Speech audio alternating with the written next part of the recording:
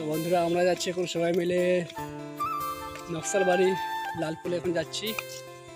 তো লালপুলে গিয়ে এখন দেখা হবে।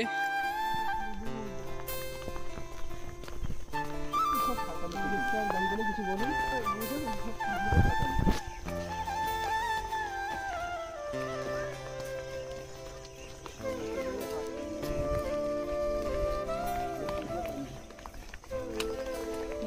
আমরা প্রায় চলে এসেছি, আর একটু গেলেই আমরা পৌঁছে যাব লালপুলে।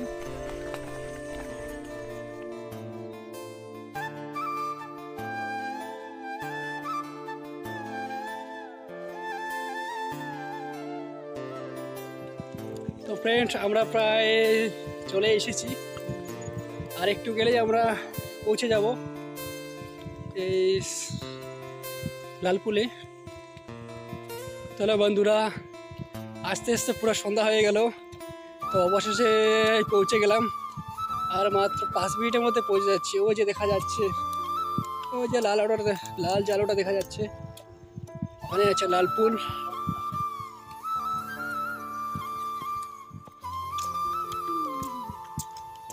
তো ফ্রেন্ড পৌঁছে গেলাম অবশেষে লালপুল। তো দেখে নাও ভিউটা।